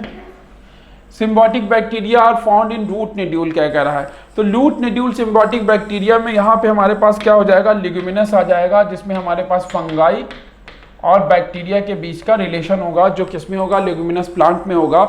और यहाँ हमारे पास सिम्बायोटिक बैक्टीरिया जब भी होगी तो लेग्यूमिनस प्लांट ही हमारे पास क्या होगा, आंसर हो जाएगा। ठीक है, मार्केंसिया जो है बायोफाइटा में प्रेजेंट होता है, और इसके पास वास्कुलर बंडल बिल्कुल ही नहीं होते हैं। ठीक है, तो ये इंडिपेंडेंट स्पोरोफाइट की कंडीशन में यहाँ हम जाएंगे। ठीक है, कहाँ पे जाएंगे, इंडिपेंडेंट स्पोरोफाइट की कंडीशन में हमें यहाँ जाना है। ठीक है, ये लगा लीजिएगा, इंडिपेंडेंट स्पोरोफाइट की कंडीशन में हम जाएंगे। ठीक है, सीड ऑफ पाइनस की कंडीशन हम आएंगे, तो ये हमारे पास क्या हो, एक्सियल नेकेड। देखो पाइनस की कंडीशन में जो भी सीड होते हैं वो नेकेड ही होते हैं, तो नेकेड सीड हमारे पास यहाँ पे दिया है, यहाँ पे एक्सियल, प्लेस एंड इंडो। तो पाइनस की प्रॉपर्टी है कि यहाँ नेकेड सीड होते हैं, क्योंकि जिम्नोस्पर्म में नेकेड सीड नहीं होते हैं। ठीक है, पाइनस की प्रॉपर्टी है क्योंकि देखो टेरिडोफाइटा के पास सीड बनते नहीं, और ये एंजियोस्पर्म का मेंबर है, सॉरी जिम्नोस्पर्म का मेंबर है, जिम्नोस्पर्म का मेंबर है, और यहाँ पे क्या दिखेंगे, नेकेड सीड हमें देखने को मिल जाते हैं। ठीक है, अब आगे की तरफ चलते हैं। यहाँ पे which is the mainly for the क्या कहेंगे, कॉकरोच की condition, the spiracle for the cockroach की। तो यहाँ में हमारे पास ब्रोंकोल्स की कंडीशन के पास हम जाएंगे, कॉकरोच में मैन की तरह उसके पास और क्या होते हैं। ठीक है, ये कंडीशन हमारे पास हो जाएगी। और नेक्स्ट है कन्वर्जन ऑफ फाइबर और फाइब्रिन की कंडीशन हो जाएगी, तो यहाँ हमारे पास थ्रोम्बिन हो गए। ये ब्लड की क्लॉटिंग का फैक्टर है, ये हम लोगों ने किया था ब्लड क्लॉटिंग की कंडीशन के पास में, ये आपको देखने को मिल जाएगा। कार्डोटेंटिनिन, कार्डोटेंटिनिन एक्चुअली क्या होती हैं, आरपेजेंटिन। तो यहाँ पे हमारे पास क्या होगी, हार्ट के पास होंगी। एक्चुअली ये क्या होती हैं, जो हमारा लप और डब की साउंड होती है, जो ट्राइकस्पिड और बाइकस्पिड वॉल होती हैं, ट्राइकस्पिड एंड बाइकस्पिड की जो वॉल होती हैं, ठीक है, उनको पेपलरी मसल्स के थ्रू उन्हें कनेक्ट रखने का काम करती है। ये हमारे पास कौन सी, कार्डोटेंटनी। एक्चुअली जो हमारे पास साउंड जो आती है, हार्ड साउंड जिसे आप कहते हो, ठीक है, उनको कंट्रोल बाइकस्पिड ट्राइकस्पिड वॉल को पकड़े रहने में हेल्प करती हैं। तो हमारे पास वेंट्रिकल की कंडीशन में ये हम लगाएंगे। ठीक है बच्चों, चलिए आगे चलते हैं। फिर है blood of inter for heart to the muscles. ठीक है, तो जब हार्ट में ब्लड इंटर करता है तो एट्रियम क्या कर रहा होता है, तो एट्रियम, नॉर्मल सी बात है, जब कहीं ब्लड इंटर करेगा तो वो क्या करेगा, रिलैक्स करेगा। जब भी कहीं भी ब्लड हमारा इंटर करेगा तो वो क्या कर रहा होगा, रिलैक्स करेगा। तो यहाँ क्या हो जाएगा, रिलैक्सेशन की कंडीशन हमें देखने को मिल जाएगी। ठीक है, बेसिक यूनिट ऑफ किडनी क्या होगी, नॉर्मल क्या है, नेफ्रॉन्स होगी। ठीक है, बेसिक यूनिट ऑफ किडनी किसे कहेंगे, नेफ्रॉन्स को कहते हैं, ये सबको पता है। ठीक है, फिर है how many bone of face in the, तो देखो फेस की कंडीशन के पास में चले तो हमारे पास फेस में बात करें तो 14 बोन्स की कंडीशन में होगी, और कोई ऑप्शन तो मैच कर ही नहीं सकता। ठीक है, तो इसलिए यहाँ हम 14 बोन की कंडीशन के पास में ही जाएंगे, क्योंकि और कोई हमारे पास ऑप्शन उतना अच्छा नहीं है। ठीक है, दूसरी बात होती भी है। ठीक है, कैल्विक्स बोन, कॉलर बोन को हम कैल्विक्स बोन कहते हैं। ये सब बच्चा याद करने वाली है, डायरेक्ट क्वेश्चन है यहाँ हमारे पास। ठीक है, ये हमारे डायरेक्ट क्वेश्चन हो जाएंगे। कार्पस कैलोसम, ठीक है, कार्पस कैलोसम की जो कनेक्टेड की अगर हम बात करते हैं तो कार्पस कैलोसम हमारे पास किससे कनेक्ट करता है, तो सेरेबेलम हेमीस्फीयर से। एक्चुअली क्या हमारे जो सेरेबेलम दो पार्ट में डिवाइड होता है, राइट एंड लेफ्ट हेमीस्फीयर, किससे, राइट एंड लेफ्ट हेमीस्फीयर से डिवाइड होता है। राइट एंड लेफ्ट हेमीस्फीयर होते हैं। ठीक है, हेमीस्फीयर होते हैं, राइट एंड लेफ्ट हेमीस्फीयर में डिवाइड होता है। ठीक है, तो एक हेमीस्फीयर से दूसरे हेमीस्फीयर तक इंफॉर्मेशन ट्रांसफॉर्म करने का काम कार्पस कैलोसम का होता है, और वो सेरेब्रम हेमीस्फीयर की कंडीशन। और उसके बाद आगे की तरफ चलते हैं। हाइपोथैलेमस, तो हमारे पास क्या हो जाएगा, हमारे बॉडी का जो टेम्परेचर कंट्रोल करने वाला कौन है, हाइपोथैलेमस होता है। ठीक है, हमारे बॉडी का जो टेम्परेचर है उसको कंट्रोल करने का काम किसका है, हाइपोथैलेमस का होता है। ठीक है, ऑल्फैक्टरी, ऑल्फैक्टरी जो हमारे पास क्या है, ऑल्फैक्टरी रिसेप्टर किसके लिए होंगे, तो देखो ऑल्फैक्टरी रिसेप्टर जो हमारे पास, देखो ऑप्टिक रिसेप्टर होते हैं, ऑल्फैक्टरी रिसेप्टर होते हैं। तो जो हमारे पास ऑल्फैक्टरी रिसेप्टर, तो नोज की कंडीशन में अगर ऑप्टिक होता बेटा इसके प्लेस पे तो आइज हो जाता, तो अगर यहाँ ऑप्टिक होता तो इसके प्लेस पे हम आइज लगा देते। तो लेकिन यहाँ क्या है, ऑल्फैक्टरी है, इसलिए हम नोज के पास जाएंगे। ठीक है बच्चों, how many brain of the cranial nerve कितनी होती हैं, तो हम कहेंगे 31 पेयर ऑफ होती हैं। 31 पेयर ऑफ केनल नर्व की कंडीशन हमें देखने को मिल जाएंगे। ठीक है, आगे की तरफ चलते हैं, वो हमारे पास फिक्स है, केनल नर्व इतनी ही होती हैं। लॉस ऑफ ऑप्टिकल लोब की कंडीशन में क्या होगा, तो हमें क्या होगा, नॉर्मल क्या विजन की कंडीशन हो जाएगी, हमें दिखना बंद हो जाएगा। अगर ऑप्टिकल लोब के डैमेज होने की कंडीशन हुई तो हमें दिखने की कंडीशन हमारी क्या हो जाएगी, बंद हो जाएगी। ठीक है बच्चों, ओवुलेशन के लिए रिस्पॉन्सिबल, ये पुराना क्वेश्चन है, ये LH की कंडीशन यहाँ हमारे पास हो जाएगी। ये हमारे पास LH का ऑप्शन हम सिलेक्ट करेंगे। ठीक है बच्चों, यहाँ तो फिक्स है, कुछ करना ही नहीं था। Calcium ion body control of the, तो यहाँ दो करेंगे, एक पैराथायराइड भी करता है और थायराइड भी करता है, इसलिए A एंड B दोनों ऑप्शन हमारे करेक्ट हो जाते हैं। ठीक है, आगे की तरफ चलते हैं। फिर विच of the emergency gland, emergency gland जो हमारे पास है वो हमारे पास एड्रिनल ग्लैंड। आपको पता है कि एड्रिनल ग्लैंड में एड्रिनल कॉर्टेक्स से 3F का सिक्रीशन होता है, फ्लाइट का, फियर का, फाइट का एंड फ्लाइट का। फ्लाइट का 3F का सिक्रीशन होता है, वो कौन सी है, एड्रिनल ग्लैंड है। ठीक है, एड्रिनल ग्लैंड के पास हम जाएंगे। ठीक है, आगे चलते हैं। तो आरएनए ट्रांसक्रिप्शन क्या कहेंगे, हेट्रोजीनस आरएनए जो हमारे पास, अगर हम ट्रांसक्रिप्शन की बात करते हैं तो यहाँ पे आरएनए पॉलीमरेज सेकेंड हो जाएगा अपना। ठीक, क्या हो जाएगा, आरएनए पॉलीमरेज सेकेंड हो जाएगा। क्या हो जाएगा, आरएनए पॉलीमरेज सेकेंड की कंडीशन के पास हमें जानी है। फिर some of amino acid coding more than 1 codon क्या कह रहा है, क्या कह रहा है, मोर देन 1 कोडान की कंडीशन के पास अगर जा रहा है तो हमारे पास जब एक से ज्यादा कोडान किसी एक अमीनो एसिड को रिप्रेजेंट करते हैं तो डिक्टेशन कोडान की कंडीशन हम कह देते हैं, ये याद रख लीजिएगा। ठीक है, एंटीबायोटिक, देखो एंटीबॉडीज जो हमारे पास सिक्रीट इन, तो देखो एंटीबॉडीज जो हमारे पास सिक्रीशन की कंडीशन है वो बी लिम्फोसाइट की कंडीशन होती है। टी लिम्फोसाइट बच्चा हेल्प करती हैं, ना कि सिक्रीट करती हैं। तो यहाँ हमारे पास बी लिम्फोसाइट की कंडीशन के पास जाएंगे। देखो टी सेल लिम्फोसाइट दो टाइप की होती हैं, killer T cell, killer T cell होती हैं और हेल्पर टी सेल होती हैं। ठीक है, तो ये हमारे पास हेल्पर टी सेल होती हैं, ठीक है। तो ये हमारे पास बी लिम्फोसाइट का आंसर हमारा बिल्कुल करेक्ट हो जाएगा, ठीक है। ह्यूमरल इम्यूनिटी इम्यून सिस्टम की कंडीशन, देखो ह्यूमरल इम्यूनिटी अगर हम बात करें तो नॉर्मल हमारे पास इम्यूनिटी जो होती है, जो एंटीबॉडी का फॉर्मेशन करती है, वो हमारे पास बी सेल की कंडीशन में हो जाएगी। तो यहाँ हमारे पास बी सेल का ऑप्शन हो जाएगा। ए एंड बी बिल्कुल मत लगाइएगा, क्योंकि ये टी लिम्फोसाइट उसकी हेल्प करती है, ना कि उसका फॉर्मेशन करती है, ठीक है बच्चों।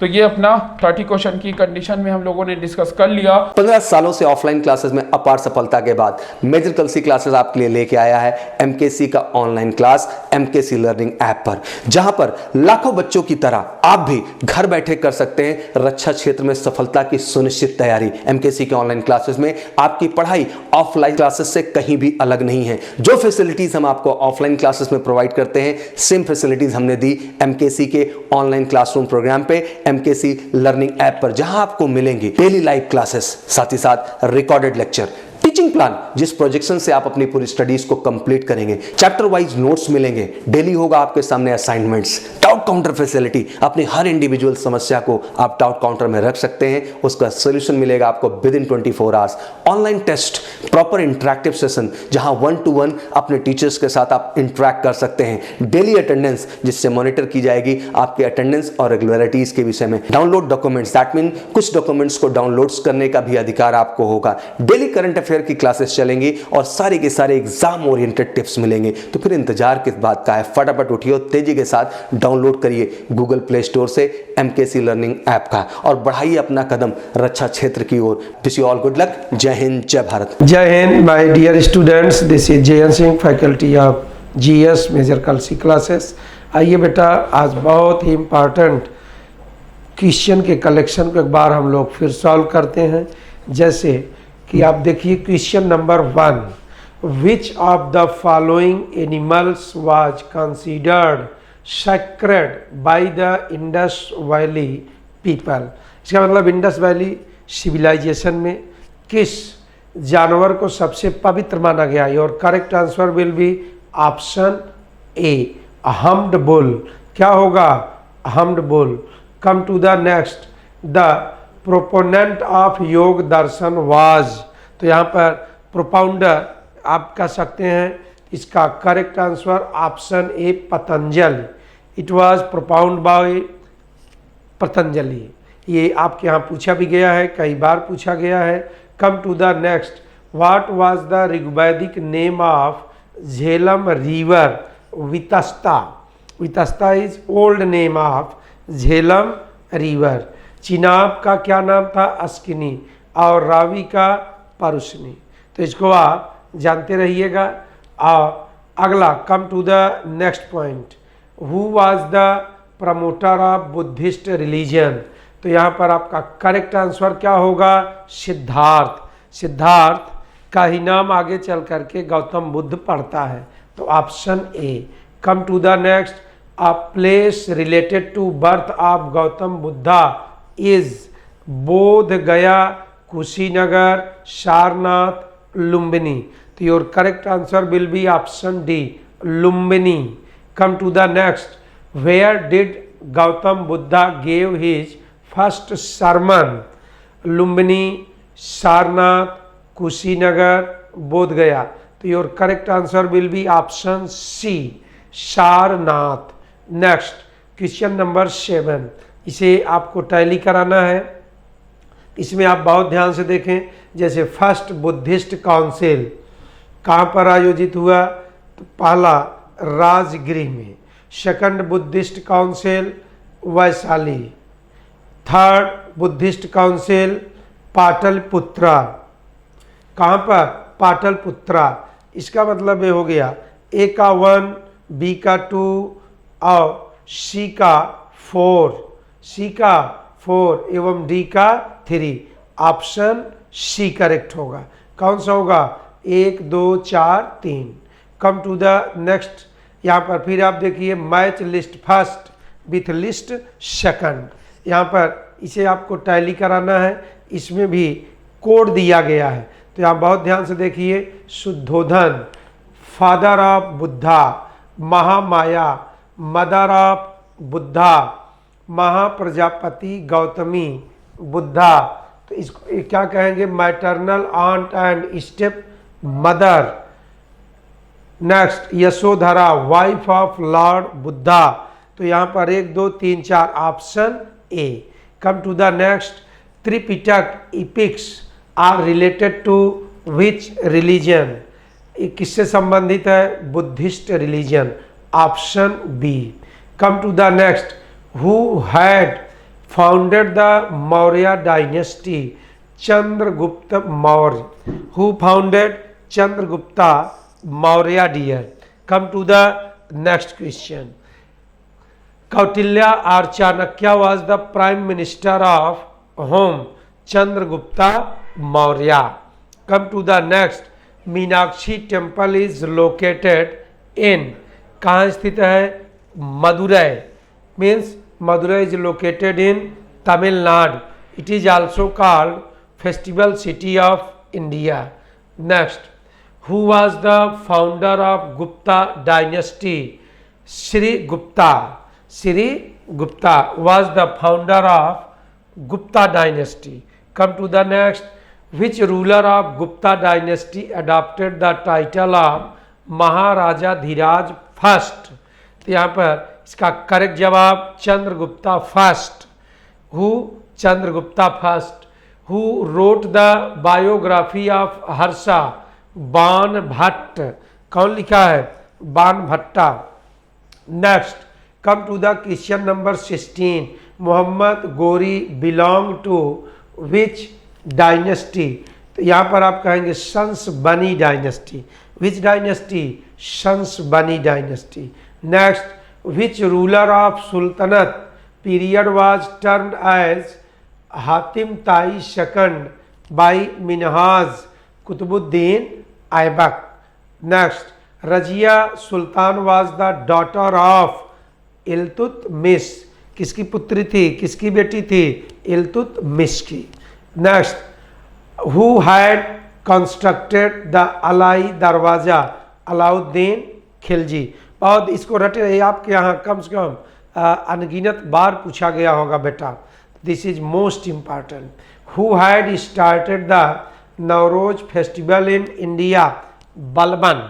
किसने बेटा, बलबन ने स्टार्ट किया first time. Next, who among the following was known as Siraj of east और Siraje Hind in the ruling period of Sharqi Sultan. Here you can see that Jaunpur, Siraje Hind means education hub, शिक्षा की नगरी, किसे कहा जाता, जौनपुर। नेक्स्ट, हुमायूं नामा was written by Gulbadan Begum. Who wrote Humayunama? Gulbadan Begum. Next, who had propounded the theory of drain of wealth from India to Britain? It means wealth drain theory written by दादा भाई नौरोजी। किसके द्वारा लिखा गया, Dadabhai Naoroji. Next, regulating act was passed in 1773 AD. Next, who had founded the Ramakrishna Mission? Swami Vivekananda. किसने स्थापित किया, Swami Vivekananda. Who was the organizer of Gadar party? Lala Hardayal. Who organized Lala Hardayal in 1913 AD in San Francisco, USA? Next, who had chaired the inaugural session of the Constituent Assembly? तो यहाँ पर Sachidanand Sinha on 9 December 1946 AD. Come to the next. Who was the impermanent chairman of the Constituent Assembly? Again, we will say that Sachidanand Sinha. Next, who was the permanent chairman of Constituent Assembly? Dr. Rajendra Prasad, option C. Who was elected as permanent chairman of Constituent Assembly on 11 December 1946? Doctor Rajendra Prasad. तो यहाँ पर आप बहुत ध्यान से देख सकते हैं, यहाँ एकदम डेट मेंशन कर दी गई है आपके सामने dear. Come to the next, under which article of the constitution the president of India can take the advice of the supreme court. Option A article 143। Next, the constitution was implemented on 26 January 1950 AD। तो यहाँ जब भी ऐसा कोई प्रश्न रहे तो आप समझिए कि होल कॉन्स्टिट्यूशन से मतलब है। और अगर कहा जाए partially when it was implemented, it's some article was implemented on 26 November 1949। लेकिन इस क्वेश्चन के अनुसार आपका correct answer option A 26 January 1950 AD। Next, who was the chairman of Flag Committee of Constituent Assembly? J.B. Kripalani, option A. Next, which of the following two words were inducted in the preamble through the 42nd constitutional amendment? Secular and democratic no, sovereign and democratic no, socialist and secularism. ये दोनों word यहाँ पर जोड़े गए, option C. Next, the provisions related to citizenship are mentioned under which article of the constitution. तो यहाँ पर आप कहेंगे article 5 to 11। Next, the Indian constitution provides which type of citizenship? Single citizenship provided by Indian Constitution to citizens. Next, which of the following committee had recommended the induction of fundamental duties in 1976? तो यहाँ पर आप देखिए जब fundamental duties की बात आए तो यहाँ आप कहेंगे स्वर्ण Singh committee. By whom Swaran Singh committee. Who appoints the chief minister? Governor. Very important question, governor. Next, how many high courts are there in India? In written below 18, no 21, no 24 is the correct answer. कौन सा होगा? 24। Next, which article of the Indian Constitution prohibits the untouchability and its practice in any ways? Article 17. Which will be answered here? Article 17. Next, in Article 1, the India has been defined as the Union of States. क्या कहा गया है? Union of states, option D. Which planet is nearest to the sun? Mercury. कौन सा होगा? बुध या mercury. Which had discovered north pole? Who had discovered? North pole को किसने खोजा या पहुंचा? तो आपका करेक्ट जवाब Robert Peary. Next, who was the first man to reach the south pole? Amundsen. क्या होगा answer dear? Amundsen. Next, the shape of the earth is best represented by which of the following words? Your correct answer will be geoid. क्या होगा? Geoid. Next, who is the writer of the book wealth of nation? Wealth of nation is written by Adam Smith. किसके द्वारा? Adam Smith. Next, is the famous book created by Das Kapital? तो यहां पर आप कहेंगे Karl Marx. किसके द्वारा लिखी गई? It is written by whom? Karl Marx, Das Kapital. Next, Saksham which was seen in the news recently is an offshore patrol vessels of the armed force. क्या होगा इसका correct answer? Indian coast guard, option C. Next, N Biren Singh was sworn in as the chief minister of which Indian state? Manipur. क्या होगा बेटा? Option B Manipur. Next, और इसको हम लोग लास्ट भी कह सकते हैं चूंकि टोटल आपके यहाँ 50 क्वेश्चन ही है। When is the world poetry day observe every year? March 21। कब होगा डियर? मार्च 21। और इसी के साथ अब हम लोग फिर मिलेंगे। शेष आप सभी लोगों को जय हिंद। वो कहते हैं ना कि हर योद्धा का सबसे ज्यादा भरोसा उसकी तलवार पर होता है, क्योंकि उसकी बदौलत ही वो हर युद्ध को जीतता है या फिर हारता है। ठीक वैसे ही आपकी तलवार है आपकी किताबें, जो आपका करियर बनाती हैं और आपके ड्रीम्स को पूरा करती हैं। इसलिए मेजर कलसी क्लासेस लेकर आया है रक्षा क्षेत्र की सभी परीक्षा की तैयारी के लिए एमकेसी पब्लिकेशन की तरफ से one of the best defence preparation book, क्योंकि एमकेसी पब्लिकेशन केवल बनाता है डिफेंस ओरिएंटेड बुक 15 साल के बेहतरीन अनुभव के आधार पे। साथ ही हिंदी और इंग्लिश दोनों ही भाषा में आप इन बुक्स को प्राप्त कर सकते हैं, जहां पर आपको मिलेंगे complete explanation, chapter wise complete theory, साथ ही साथ चैप्टर वाइज सब topic analysis with proper example, और साथ ही साथ बेहतरीन कलेक्शन सब टॉपिक वाइज क्वेश्चंस को आपको मिलेंगे, और बेहतरीन मिसलेनियस और प्रीवियस ईयर का कलेक्शन, जिसके माध्यम से आप ज्यादा से ज्यादा सब टॉपिक वाइज क्वेश्चंस की और मिसलेनियस और प्रीवियस ईयर की क्वेश्चंस की प्रैक्टिस करके ये रियलाइज कर पाए कि वाकई में एग्जाम का स्टैंडर्ड क्या है और कैसे खुद को बेहतर करके मेहनत करके अपनी सफलता को 100% सुनिश्चित करना है। तो आज ही ऑर्डर करिए अपनी तैयारी के लिए और डिफेंस में निश्चित सफलता के लिए dlp.majorkalsiclasses.com पर, या फिर आप कॉल भी कर सकते हैं 9696330033 पर, और यही होगा माध्यम जिससे आप पाएंगे रक्षा क्षेत्र में निश्चित रूप से सफलता। तो कीजिए अपनी सफलता की बुलंदी की शुरुआत एमकेसी पब्लिकेशन की बुक के साथ। तो wish you all good luck. जय हिंद, जय Bharat. Jai Hind friends, my name is Sailen Kumar Verma, Faculty of Physics from MKC family, and I am going to discuss the question of physics from the mock test of MNS. You have to realize how we can solve the questions in a very short and very effective manner, and how the questions are able to understand in the examination paper.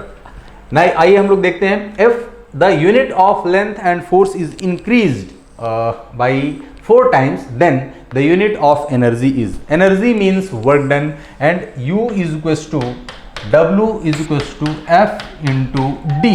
If we are going to increase force by 4 times and displacement also 4 times, then the work done will increased by 16 times. कितना times increase हो जाएगा? 16 times, because the work done is the multiplication of force and displacement. Now the option is that D. देखिए next question अगर हम लोग discuss करें, what is the next question? Next question में हमारे पास क्या आएगा?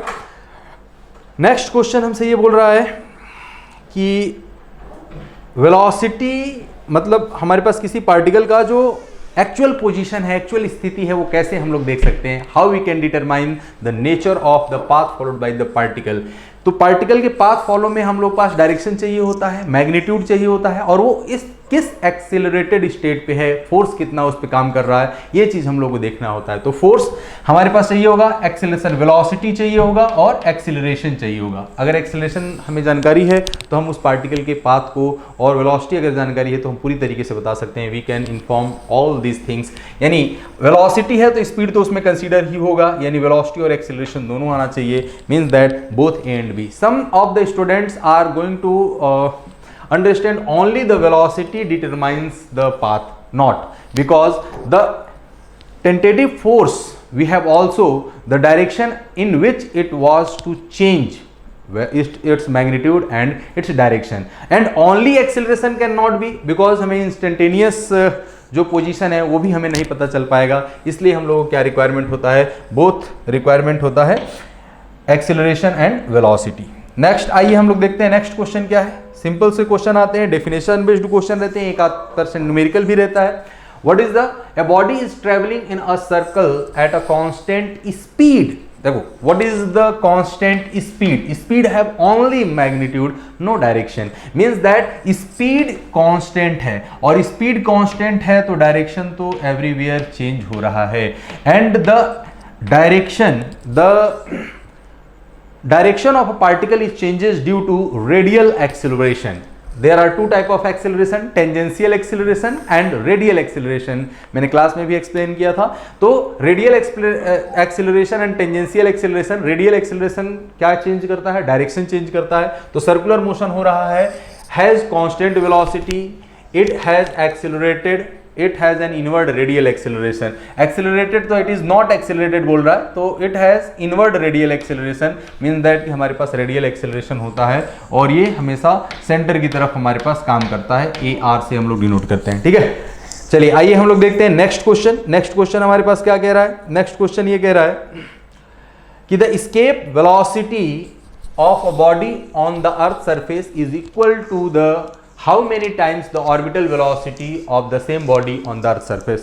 If a body is going to escape from earth surface, it has velocity under root 2 g r, where r is the radius of earth, g is the acceleration due to gravity on the earth surface, and orbital velocity is equals to under root g into r, where g is the acceleration due to gravity on the earth surface and r is the radius of earth. Now we can see that VE is equals to under root 2 times VO, orbital velocity का under root 2 times है। तो हम लोग easily इस चीज़ को देख सकते हैं और हमारे पास ऑप्शन जो होगा वो कितना हो जाएगा? ऑप्शन हो जाएगा हमारे पास अंडर रूट 2 टाइम्स, ठीक है। तो चलिए नेक्स्ट क्वेश्चन हम लोग डिस्कस करते हैं। क्वेश्चन का फॉर्मेट एकदम सिंपल होता है, क्वेश्चन में कहीं से भी कोई दिक्कत नहीं आती है और अगर आपने नोट्स अच्छे से पढ़े हैं और आपकी क्लासेस अच्छे से कंडक्ट हुई है तो सभी क्वेश्चंस हो जाते हैं अगर आप थ्योरेटिकली उस चीज को समझें। आइए हम लोग नेक्स्ट क्वेश्चन को देखते हैं। The absorptive power of A perfectly black body. देखो ब्लैक का मतलब क्या था? ब्लैक मनी का मतलब जितना आया सब किसी को जानकारी ना हो, मीन्स दैट कि अगर हमारे पास कोई सरफेस है, if there is a surface and energy incident on it and it is a black body, then whole amount of energy is going to be absorbed, means that कि 100% ये हमारे पास क्या कर लेगा? एब्जॉर्ब कर लेगा और 100% के लिए हमारे पास क्या होगा? 1 हो जाएगा। यानी हमारे पास परफेक्टली ब्लैक बॉडी के लिए जो एब्जॉर्प्टिव पावर होता है वो कितना होता है? 1 होता है। वो पूरा ऑल द इंसिडेंट एनर्जी ये एब्जॉर्ब कर लेता है, ठीक। आइए फेरी का भी एक ब्लैक बॉडी था जो हम लोगों ने बनाया था, उसके बारे में क्लास में हम लोगों ने देखा था। नेक्स्ट क्वेश्चन हम लोग देखते हैं। Very good question. Next, the ratio of velocity of sound in hydrogen and oxygen at STP. STP पे अगर हमारे पास स्टैंडर्ड प्रेशर टेम्परेचर की बात कर रहा है तो V इज इक्वल टू होता है under root, V is directly proportional to, हम लोग ये लिख सकते हैं V is directly proportional to, क्योंकि हमें केवल मास से लेना देना है। V is directly proportional to 1 upon under root mass. तो हम लोग ये कहें कि V किसका हमें निकालना है? Hydrogen and oxygen. V hydrogen upon V oxygen is equal to under root M oxygen upon M hydrogen. तो हमारे पास कितना होगा? देखो इसका होता है हमारे पास 16 और इसका होता है 16 1 हो जाएगा। 32 हम लोग के ये कह सकते हैं मॉलिक्यूलर मास। तो हम लोग मॉलिक्यूलर मास 32 और 2 कर लेंगे। 32 divide by 2 is equal to कितना हो जाएगा? अंडर रूट 16, यानी क्या हो जाएगा? 4। यानी क्या आ जाएगा हमारे पास? 4:1 रेशियो में कितना आ जाएगा हमारे पास? 4:1। Oxygen O2, hydrogen H2। तो हम लोग आसानी से ये देख सकते हैं कि 4:1 में आ जाएगा। नेक्स्ट, ये भी एक बहुत ही अच्छा क्वेश्चन है, कॉन्सेप्चुअल क्वेश्चन है। देखिए 2 या 2 से अधिक टॉपिक को मिलाकर के एक क्वेश्चन बनाए जाते हैं, क्योंकि there are less number of questions and हमें पूरा टॉपिक कवर करना है, इसलिए क्वेश्चंस ऐसे ही बनते हैं जिसमें हमारे पास 2 या 2 से अधिक हमारे पास टॉपिक को कंसीडर कर लिया जाए। थ्योरेटिकल भी फॉर्मेट में होना चाहिए। As shown in the figure, the beginning a charge q from point A से हम लोगों ने किया है और A to B हम गए और फिर फ्रॉम B to C गए। द वर्क डन 2 जूल यहाँ पे हमने किया है, -3 joule. Then respectively the work done in bringing the charge from C to A में हमें वर्क डन निकालना है। वर्क डन कितना होगा? देखो ये जो हमारे पास चार्ज को हम लोग मूवमेंट करा रहे हैं तो इलेक्ट्रिक फील्ड होगा। There was electric field and electric field is a conservative field and conservative field में जो वर्क डन होता है, अगर जिस पॉइंट से हमने स्टार्ट किया उसी पॉइंट पर अगर आ गए तो वर्क डन क्या हो जाता है? 0 हो जाता है। मीन्स दैट कि हमारे पास सबका सम जो होना चाहिए W - 3 + 2 = 0। तो W = हो गया 1 जूल। वेरी इंपॉर्टेंट, कंजर्वेटिव जो वर्क डन होता है वो पाथ पर डिपेंड नहीं करता है। हम लोगों ने वर्क पावर एनर्जी में भी पढ़ा है, प्लस हमारे पास ये आ गया इलेक्ट्रोस्टैटिक्स का भी क्वेश्चन आ गया। इलेक्ट्रोस्टैटिक्स में भी हम लोग इस चीज़ को देख सकते हैं, यानी 2 या 2 से अधिक टॉपिक को हमारे पास क्या किया है, इंक्लूड किया है। और क्वेश्चन बहुत ईजी फॉर्मेट में है, कुछ भी नहीं करना है, बहुत ज़्यादा कैलकुलेशन नहीं करना है, बहुत ज़्यादा हमारे पास इसमें कॉन्सेप्ट नहीं है, लेकिन हाँ बिना सोचे समझे केवल तुक्का लगाने से नहीं होगा। तो we have to study well with our whole team and we have to done our selection, sure selection in our respective job.